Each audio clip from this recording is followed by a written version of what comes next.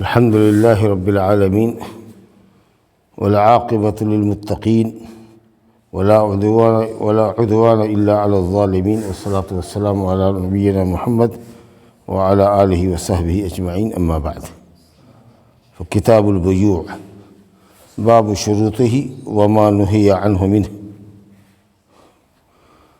عن رفاعة ابن رافع رضي الله تعالى عنه أن النبي صلى الله عليه وسلم سئل أي الكسب أطيب، قال عمل الرجل بيده وكل بيع مبرور، رواه البزار وصححه الحاکم۔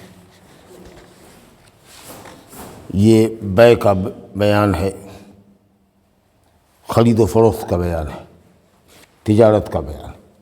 اس سے قبل جو ابواب ہم نے پڑھے ہیں، طہارت سے لے کر کے نماز، زکوٰۃ، روزہ اور حج، یہ اللہ کے حقوق کا بیان ہم نے پڑھا تھا، عبادتوں کا بیان پڑھا تھا جو اللہ تعالیٰ کا ہم پر حق ہے، اور بہت سارے مسائل اس میں آپ نے پڑھے۔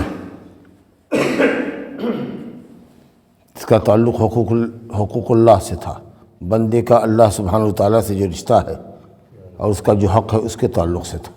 اب یہاں جو معاملہ ہے، یہاں سے کتاب البیوع، وہ بندوں کا بندوں سے معاملہ ہے۔ تجارتی لین دین کیسے ہونا چاہیے، کون سی بیع حلال ہے، کون سی حرام ہے، کون سی شرط جائز ہے، کون سی شرط ناجائز ہے، پھر اس طریقے سے نکاح، شادی، بیاہ، طلاق وغیرہ کے مسائل آئیں کہ وہ کافی علمی چیزیں ہیں۔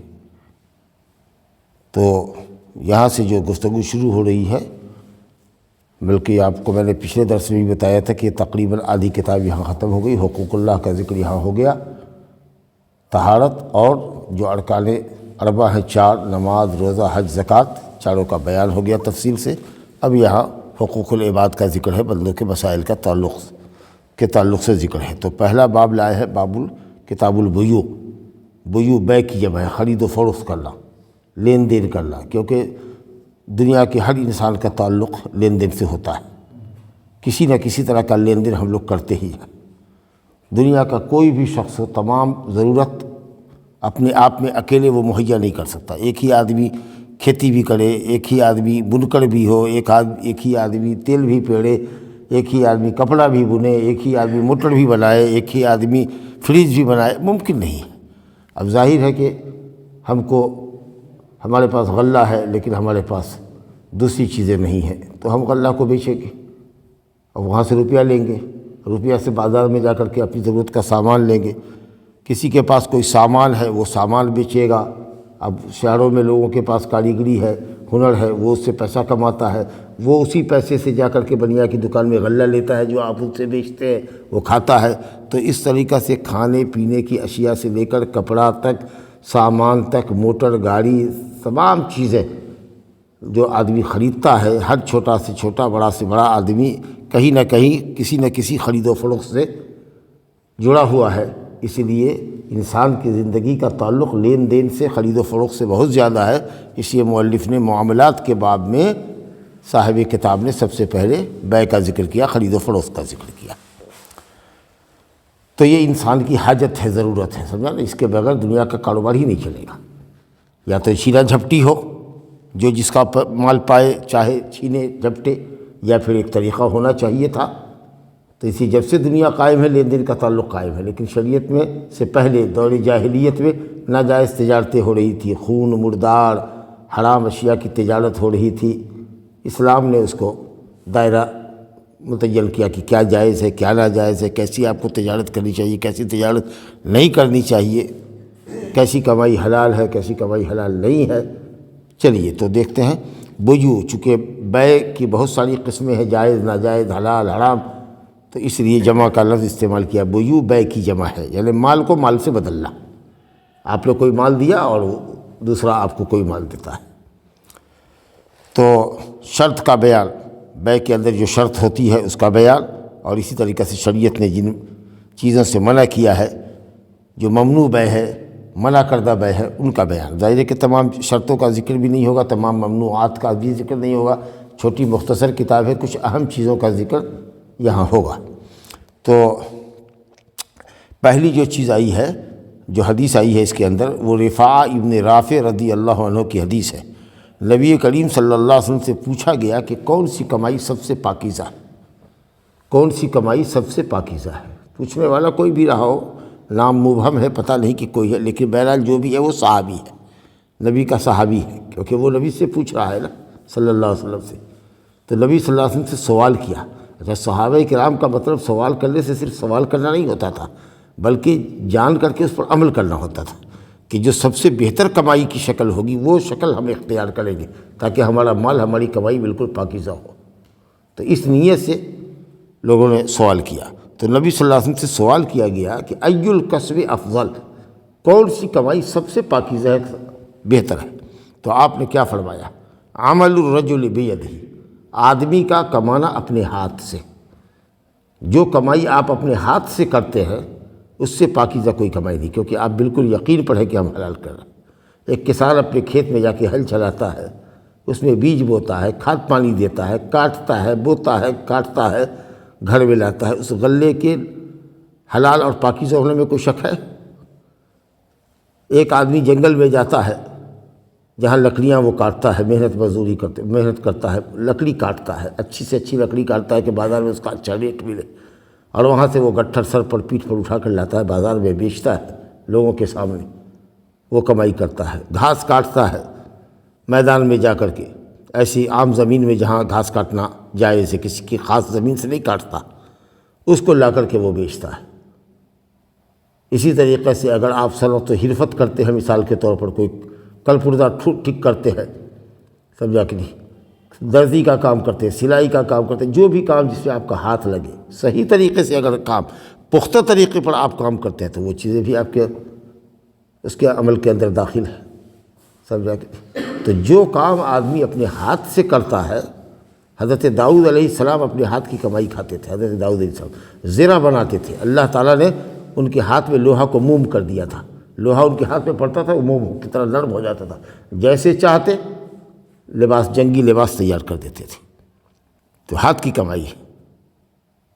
تو اس لیے علماء میں بحث ہے کہ سب سے اچھی کمائی کیا ہے، تو بہت سے لوگوں نے یہ کہا کہ کسانی کرنا سب سے اچھی کمائی ہے، کیونکہ اس کی کمائی کے اندر جو ہے چرندہ پرندہ بھی کھاتا ہے، کبھی کوئی بکری کھا گئی، کوئی بھینس کھا گئی، کبھی پرندہ آتا ہے وہ دانہ چگتا ہے، چوٹی کیڑے مکوڑے سب اس سے فائدہ اٹھاتے ہیں، پھل ہے اس میں طوطا مینا بیٹھتا ہے درخت کے اوپر، کچھ پھل کو کھاتا ہے، یہ سب اس کسان کے حق میں ثواب لکھا جاتا ہے، سمجھے کہ؟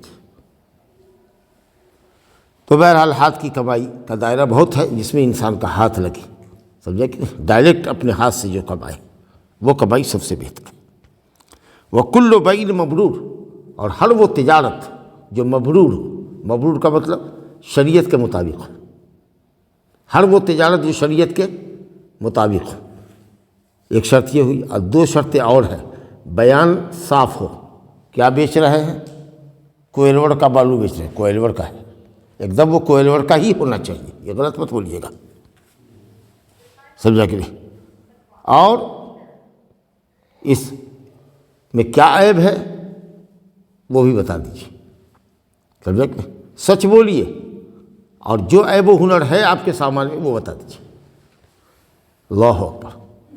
البیعان، لوگوں کے بیع اور مشتری، خریدار دونوں اگر سچ بولے اور جس کے سامان میں جو عیب ہو، جو خوبی ہو، اس کو بیان کر دیں، بوڑے کا لہما فی بیعہما، اس کی تجارت میں اللہ بہت برکت کرتا ہے۔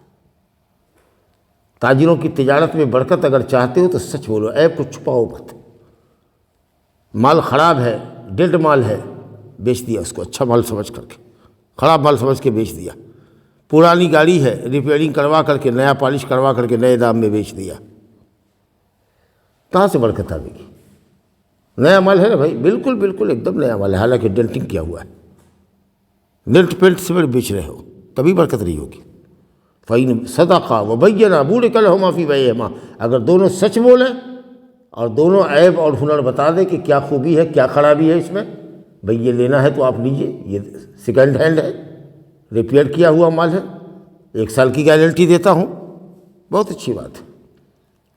تو سامان بیچنے کے وقت، خریدنے کے وقت دونوں آدمی سچ بولیے، اور سامان کے اندر اگر کوئی عیب ہے تو وہ بتا دیجئے، کہیے کہ اس میں تھوڑا سا عیب ہے، میں نے اس کی قیمت تھوڑی کم کر دی ہے، اب آپ دیکھ لیجیے، اگر آپ کو جچتا ہے تو آپ اس کو لے لیجیے، ماشاءاللہ جو تجارت ہوگی اس میں بڑی برکت ہوگی۔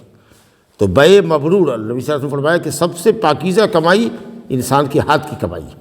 اور اس کے بعد آپ نے فرمایا اور کیا؟ ہر وہ بیع جو مبرور ہو، یعنی شریعت کے مطابق ہو اور دونوں فریق سچ بولیں، خریدار بھی، بیچنے والا خاص طریقے سے، بیچنے والا بھی اور خریدنے والا بھی، اور سامان کے اندر کوئی عیب ہو تو وہ بتا دیجیے۔ آپ نوٹ دے رہے ہیں اس کو، کوئی نوٹ پھٹا کٹا ہے، اس کو ساٹ کر کے دے رہے ہیں، بتا دیجیے کہ دیکھیے یہ 500 کا نوٹ ہے، یہ کٹا ہوا نوٹ ہے، ہم نے اس کو ساٹ دیا ہے، پلاسٹک لگا دیا ہے، سمجھا، اسٹیکر لگا دیا ہے، دیکھیے اگر چل جائے گا تو چلا دیجیے گا، نہیں چلے گا تو پھر ہم واپس کر دیں گے۔ لوگ جعلی نوٹ گھسا دیتے ہیں گڈیوں کے اندر، چل گیا، اس کو بڑی ہوش مندی سمجھتے ہیں کہ ہم نے 2 جعلی نوٹ تو گڈی میں ڈال کر کے چلا لیا، برکت ختم ہو جائے گی آپ کی، یاد رکھیے گا، سچ بولیے، اور جو عیب ہو آپ کے سامان میں یا جس کے قیمت پہ جو سامان ہو اس کو بیان کر دیجیے، انشاءاللہ برکت ہوگی۔ تو یہ بیع مبرور ہے، تو اللہ تعالیٰ ایسی تجارت میں نفع دیتا ہے، اور یہ کمائی پاکیزہ کمائی ہے۔ چلیے ایک حدیث اور پڑھیے۔ عن جابر بن عبد اللہ رضی اللہ تعالی عنہما انہ سمع رسول اللہ صلی اللہ علیہ وسلم یقول عام الفتح وهو بمکہ ان اللہ ورسولہ حرم بیع الخمر والمیتۃ والخنزیر والاصنام فقیل یا رسول اللہ ارأیت شحوم المیتۃ فإنها یطلی بها السفن ویدہن بها الجلود ویستصبح بها الناس فقال لا هو حرام ثم قال رسول اللہ صلی اللہ علیہ وسلم عند ذلك قاتل اللہ اليہود ان اللہ لما حرم علیہم شحومها جملوه ثم باعوه فاکلوا ثمنه متفق علیہ۔ یہ بخاری مسلم کی حدیث ہے۔ حضرت جابر بن عبداللہ انصاری رضی اللہ عنہما فرماتے ہیں کہ انہوں نے رسول اللہ صلی اللہ علیہ وسلم سے فرماتے ہوئے سنا، عام الفتح، اس سال جس سال مکہ فتح ہوا تھا، مکہ سن 8 ہجری میں فتح ہوا تھا۔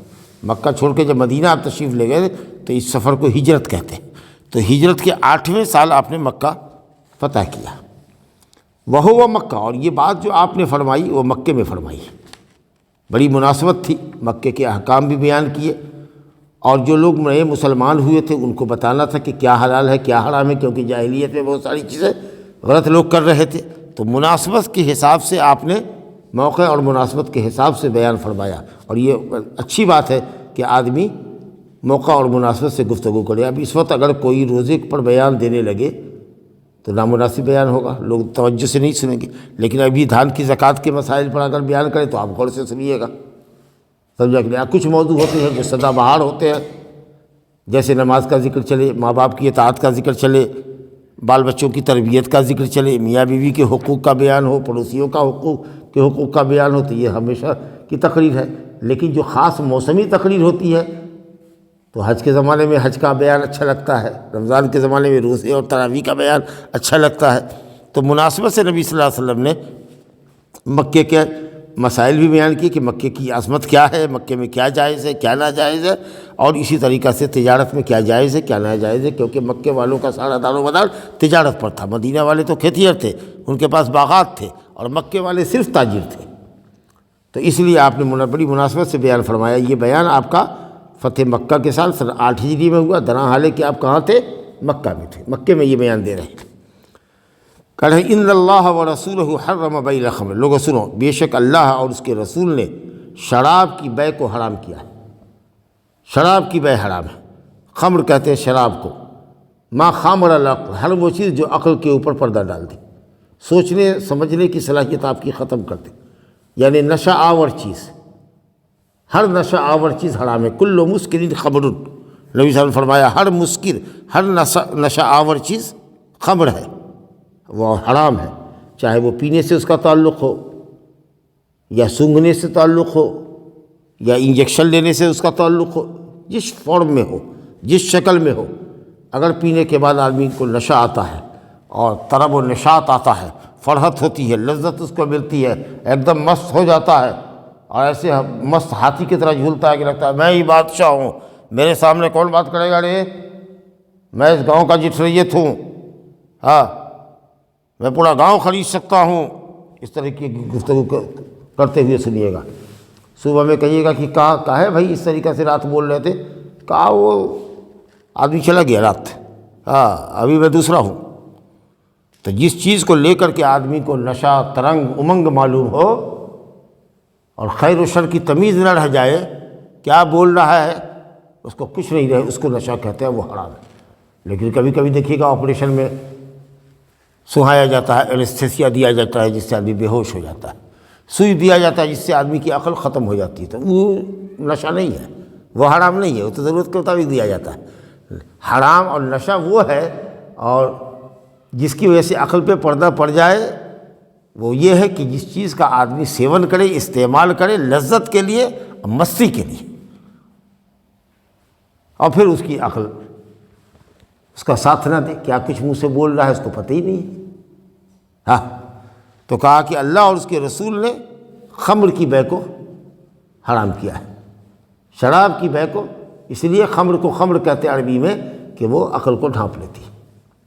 اب چاہے وہ جس چیز کی بنی ہو، انگور کی ہو، کھجور کی ہو، مہوا کی ہو، جو کی ہو، چاول کی ہو، جس چیز کی بھی، جو بھی چیز نشہ آور ہے وہ سب اسی کے اندر داخل ہے۔ کھینی ہو، سگریٹ ہو، جو بھی نشہ آور چیز ہے۔ ایک بچے کو، نئے بچے کو، 8 سال کے 10 سال کے بچے کو ایک سگریٹ پلا دیجیے، کھینی لگا کر کے اس کو کھلا دیجیے، دیکھیے کیسے بے ہوش پڑتا ہے۔ گل دے دیجیے، منہ میں رگڑ دیجیے اس کے گل، دیکھیے دن بھر پڑا رہے گا، سویا رہے گا۔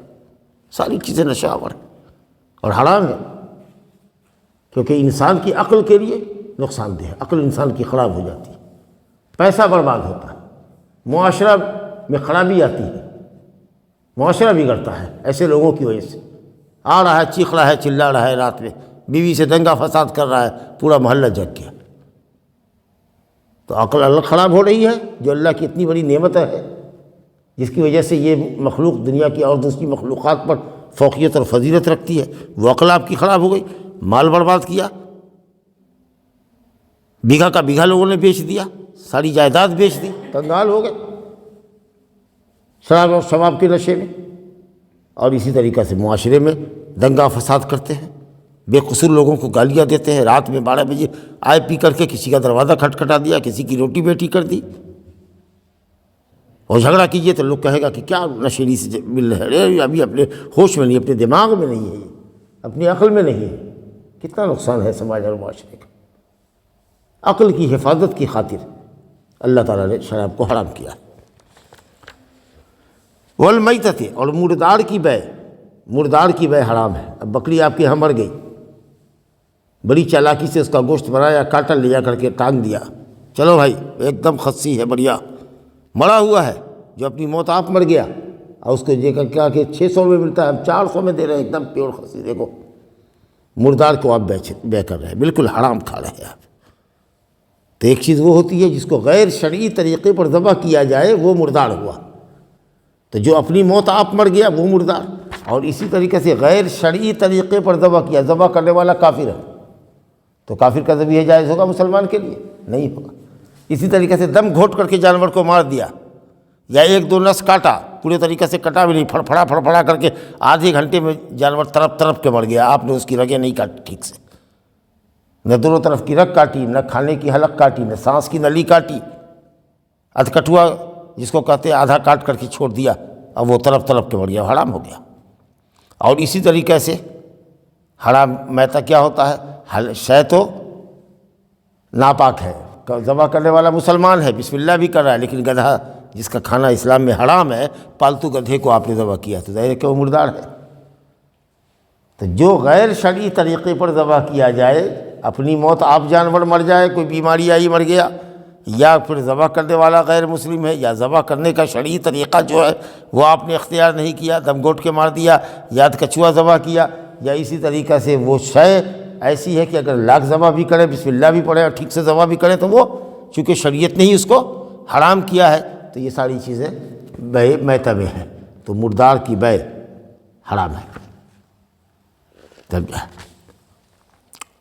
اب مردار کے اندر اگر جانور مر گیا آپ کا، بھیڑ مر گیا ہے، لیکن اس کا اون آپ کاٹ سکتے ہیں، اون کاٹ لیجئے، اس کو بیچ دیجئے، کیونکہ اون میں اور بال میں زندگی نہیں ہوتی۔ سینگ ہے، اگر اس کو بیچ دیجئے توڑ کر کے، کاٹ کر کے، تو وہ آپ کر سکتے ہیں۔ ہاتھی مر گیا ہے اگر کسی کا، اس کا دانت کاٹ لے، لاکھوں روپے میں بک جائے گا۔ بعض لوگوں نے کہا کہ مردار کہ اگر ہڈیوں کا کاروبار کریں تو کچھ لوگوں نے کہا کہ ہڈی میں زندگی نہیں ہوتی ہے، لیکن لوگوں نے کہا نہیں، ہڈی میں زندگی ہوتی ہے، اسی ہڈی کا کاروبار، مردار کی ہڈی کا کاروبار نہیں کر سکتے، لیکن سینگ جو ہے الگ سے باہر نکلی ہوئی وہ کر سکتے ہیں، ہاتھی کے دانت کی تجارت کر سکتے ہیں، بال اور روئی وغیرہ یا اون وغیرہ جو ہے اس کو کاٹ کر کے آپ کر سکتے ہیں۔ رہ گیا چمڑا، تو اگر آپ نے شرعی طور پر ذبح کیا ہے اور چمڑے کو نکال کر کے اس کو دباغت دے دیجیے، اس کی صفائی کر دیجیے اور اس میں خون وغیرہ کو صاف کر کے جو بھی نمک وغیرہ لگتا ہے سب کو لگا کر کے اچھے سے کر کے تب اس کو بیچیے تو انشاءاللہ تعالیٰ وہ بھی حلال ہوگا۔ تو مردار میں یہ چیزیں داخل ہیں، مستثنیٰ ہے، یعنی چھٹی ہوئی، تو نہ گوشت بیچ سکتے ہیں آپ، نہ اس کی چربی بیچ سکتے ہیں۔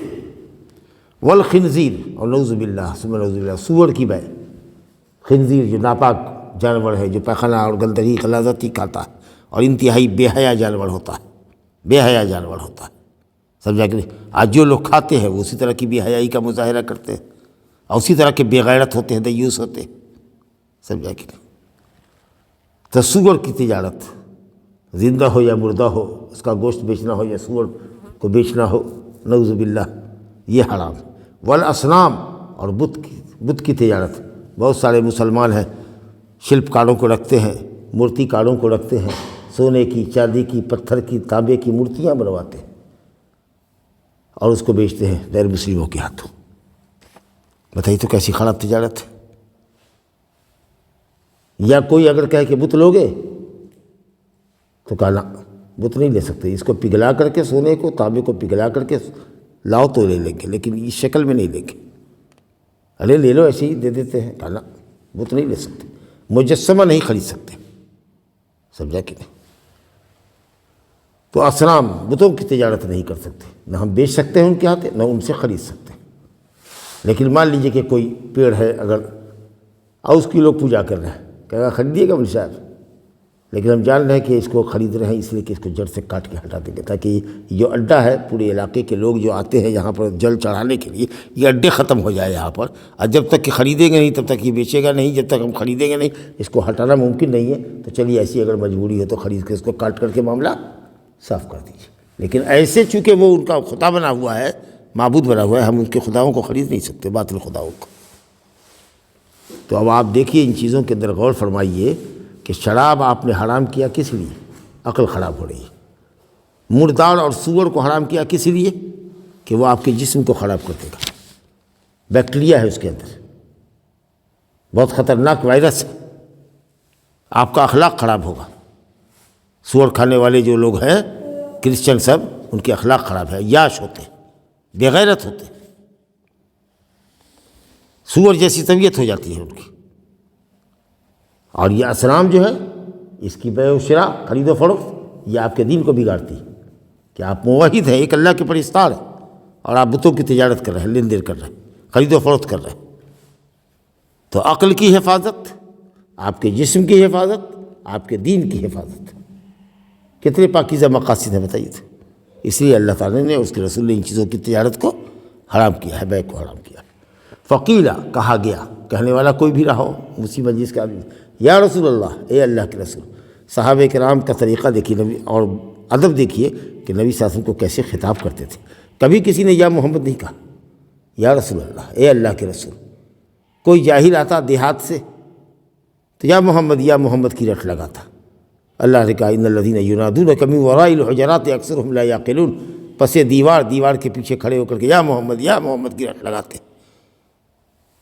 یہ اکثر بیوقوف قسم کے لوگ ہیں جن کے پاس عقل نہیں ہے۔ تو صحابہ کرام یا رسول اللہ کہتے تھے، یا نبی اللہ کہتے تھے۔ ویسے بھی بڑے آدمی کو لوگ نام سے نہیں پکارتا، ادباً و احتراماً مولانا صاحب، ابا، چچا، ایسے کہہ کے پکارتا ہے، سب جا کے یہ جائے کہ نبی صلی اللہ علیہ وسلم کو کہے کوئی یا محمد، ہرگز نہیں۔ دیکھیے یہاں پر جھوم جھوم کے گانے والا گاتا ہے، یا محمد بلانا ہوگا، یا محمد بلانا ہوگا، تم کو جلوہ دکھانا ہوگا، یا محمد کی رٹ لگائے ہوا ہے۔ صحابہ کہتے تھے یا رسول اللہ، ارأیت شحوم المیتہ، مردار کا گوشت تو ہم سمجھ گئے کہ حرام ہے، لیکن چربی کا کیا معاملہ ہے؟ اس میں جو چربی ہے اس کا کیا معاملہ ہے؟ ان لوگوں نے دیکھا کہ چربی کا استعمال لوگوں میں بہت ہے، چربی بہت کام کی چیز ہے، اس کے فائدے اور نفع کو دیکھ کر کے لوگوں نے تجارت کا مسئلہ پوچھا، کہا یا رسول اللہ اس کے ذریعے کشتی کے تختوں پر رنگ چڑھایا جاتا ہے، کشتی میں جو تختہ لگتا ہے، جو ڈینگی چلتی ہے پانی میں، اس کے اوپر سے اس کو پتائی کرتے ہیں پگھلا کر کے، جیسے پینٹ کرتے ہیں نا اس طریقے سے پینٹ کرتے ہیں۔ تو پینٹ کرنے کے بعد وہ لکڑی اتنی سیف ہو جاتی ہے کہ اب وہ پانی میں جائے گی تو پانی اس لکڑی کے اندر سرایت نہیں کرے گا، لکڑی سڑے گی نہیں، لکڑی پھولے گی نہیں، کیونکہ اگر لکڑی نے پانی لینا شروع کر دیا، پینا شروع کر دیا، تو معلوم ہوا کہ لکڑی اتنی بوجھل ہو جائے گی، وہ ڈینگی، وہ کشتی اتنی بھاری ہو جائے گی کہ ڈوب جائے گی۔ تو کہا کہ اس سے ہم لوگ پورے تختے کو پینٹ کر دیتے ہیں، فَإِنَّهُ يُطْلَى بِهَا السُّفَنُ، چربی کے ذریعے ہم کشتی کی لکڑیوں کو پینٹ کرتے ہیں، تلا کرتے ہیں۔ وَيُدْهَنُ بِهَا الْجُلُودُ، اور چمڑوں کو نرم کرنے کے لیے بھی چربی کا استعمال ہوتا ہے، چمڑے کو نرم کرنے کے لیے، پکا ہوا چمڑا ہے اس کو نرم کرنے کے لیے اس کو پگھلا کر کے اس کے اوپر پینٹ کر دیا تو چمڑا نرم ہو جاتا ہے، جیکٹ وغیرہ جیسے۔ وَيَسْتَصْبِحُ بِهَا النَّاسُ، اور لوگ چربی کو پگھلا کر کے تیل بنا کر کے اس کو کسی برتن میں ڈالتے ہیں، ایک وہ کپڑے کا فلیتا بنا کر کے اس میں ڈال دیا اور اوپر سے آگ لگا دیا تو چراغ کے کام میں بھی آتا ہے، چراغ بھی جلتا رہتا ہے، اتنا فائدہ ہے۔ تو سوچا کہ ان فائدوں کی وجہ سے ہو سکتا ہے کہ مردار کی چربی کو بیچنا اور خریدنا جائز کر دیا جائے۔ آپ نے کہا لا، وہ حرام، وہ حرام ہے، جس چیز کا کھانا اللہ نے حرام کیا اس کا بیچنا بھی حرام ہے، تو اس لیے آپ چربی کو بیچ نہیں سکتے۔ لیکن ٹھیک ہے آپ کے پاس چربی ہے، اگر آپ چاہیں جلا لینا تو جلا لیجیے، آپ چاہتے ہیں اپنی کشتی میں اپنے تختوں میں اس کا پینٹ کر دینا کر لیجیے، اپنے چمڑے کو نرم کر لیجیے، ٹھیک ہے، لیکن آپ بیچ نہیں سکتے، اس سے پیسہ نہیں کما سکتے۔ یہ ہیلا اور مکر جو ہے یہودیوں میں تھا، اس لیے آگے کہہ رہے ہیں نبی صلی اللہ علیہ وسلم قاتل اللہ الیہود، اللہ تعالیٰ ہلاک کرے یہودیوں کو، یہ بڑے مکار تھے، بڑے دھوکے باز تھے، مکر و فریب بہت ان کو آتا تھا۔ جب اللہ نے ان پر چربیوں کو حرام کیا، حالانکہ ذبح بھی جانور کرتے تھے تو چربی یہودی نہیں کھا سکتے تھے، مردار تو مردار ہے، ذبح کیے ہوئے جانور بھی کی چربی بھی ان کے لیے ان کے گناہوں کے سبب اللہ نے حرام کر دیا تھا۔ مگر وہ چھچھر اچھر جو پیٹھ کے اوپر رہتا ہے یا کچھ آنت وانت میں رہتا ہے کہیں پر، سمجھا کہ نہیں، تو اس طرح کا تھوڑا سا پتلے قسم کا جو ہوتا ہے، لیکن جو موٹا وہ جو سمجھے کہ ایک حصہ ہوتا ہے چربی کا، وہ حرام تھا ان کے اوپر۔ تو اب یہ کرتے کیا تھے کہ بھائی چربی تو حرام ہے ہمارے لیے، تو اس کو پگھلا کے تیل بنا دیتے تھے اور تیل بنا کے بازار میں بیچ دیتے تھے، اور اس پیسے سے دوسری چیز خرید دیتے تھے۔ انہوں نے کہا ہم نے چربی کہاں کھائی، ہم نے چربی کہاں کھائی؟ اور بھائی چربی بیچ کر کے پیسہ کمایا، پیسے سے کوئی چیز لیا تو چربی ہی نہ کھایا، چربی نہ پیسے آنے کا سورس ہوا، سامان کا سورس ہوا۔ دیکھیے چالاک کتنے تھے۔ اللہ تعالیٰ نے ان کے گناہوں کی سزا میں سنیچر کے دن مچھلی کا شکار ان پر حرام کر دیا تھا۔ تو سمندر کے کنارے رہنے والی ایک قوم تھی، ہفتے کے 6 دنوں میں مچھلی اوپر کبھی نظر ہی نہیں آتی تھی، ایسی تہ میں بیٹھ جاتی تھی کہ لاکھ تدبیر کریں، جال ڈالیں اور کانٹا ڈالیں، ایک مچھلی بھی نہیں پھنستی تھی۔ اور جب سنیچر کا دن آوے جس سے ان کے لیے شکار حرام تھا، تو اس دن مچھلی بالکل اوپر تیر رہی ہے کہ ہاتھ ڈالیے نکال لیجیے، بڑی بڑی مچھلی، روہو مچھلی نکال لیجیے 5 کلو کی 10 کلو کی۔ تب تو بڑی پریشانی ان لوگوں کو لاحق ہوئی، تو اب کیا کریں بھائی؟ تو چالاکی کیا کیا کہ جمعہ کے دن جال ڈال دیا یا گڑھا کھود دیا چھوٹا سا، تاکہ سمندر کے سطح آب پر مچھلی تیرتے تیرتے آ جائے۔ جال ڈالے ہوئے اس میں پھنس گیا، کانٹے میں پھنس گیا، گڑھے میں مچھلی خوب جمع ہو گئی، اور جیسے ہی سنیچر کا دن ختم ہوا، شام جیسے ہوئی، بس اس کا مہاڑا پانی کا بند کر دیا، اور اتوار کے دن سب مچھلی من کا من، کنٹل کا کنٹل نکال کر کے بیچ لیا۔ بظاہر لگ رہا ہے کہ ہم نے سنیچر کو شکار کہاں کیا۔ تو اللہ تعالیٰ نے ایسے مکاروں کو بندر بنا دیا جو دیکھنے میں تو لگتا ہے آدمی ہے۔ جانوروں میں سب سے زیادہ جس کی شکل انسان سے ملتی ہے وہ بندر، حالانکہ وہ انسان نہیں ہے، جانور ہے، لیکن دیکھنے میں لگتا ہے کہ انسان ہے، نقلچی بھی ہوتا ہے۔ تو ان کا جو طریقہ تھا بظاہر دیکھنے میں تو لگ رہا ہے کہ ٹھیک ہے، جائز ہے، سنیچر کو کہاں شکار کیا ہے، جمعہ میں ڈال ڈالا، اتوار کو مچھلی نکالی۔ لیکن یہ ہیلہ سازی اور مکاری کیسی تھی؟ جیسے بندر دیکھنے میں لگتا ہے انسان، حالانکہ ہے نہیں انسان، تو ان کا عمل دیکھنے میں لگتا ہے جائز، لیکن جائز نہیں تھا۔ تو اس لیے اللہ نے بندر بنا دیا، اور بعض علماء نے کہا کہ بوڑھوں کو سور بنا دیا، جوانوں کو بندر بنا دیا۔ اللہ! تو جب چربی ان پر حرام ہو گئی تب یہ کیا کرتے تھے؟ ان اللہ لما حرم علیہم شحومہا، جب اللہ نے ان کے اوپر چربی کو حرام کر دیا تو جملو ہو، اس کو پگھلایا اور تیل بنا کر کے بازار میں لے گئے اور اس کو بیچا، اور پھر اس قیمت سے اشیاء خوردنی، کھانے کی دوسری چیزیں یا اپنی ضرورت کی چیزیں خرید کر کے لے آئے اور سمجھتے تھے کہ ہم اچھا کر رہے ہیں۔ تو جس چیز کو کھانا اللہ نے حرام کیا ہے اس کا بیچنا، اس کے ذریعے کمائی کرنا اور اس سے دوسری چیزیں خریدنا حرام ہے۔ ھذا وباللہ التوفیق، صلی اللہ علیہ نبینا محمد وآلہ وصحبہ اجمعین۔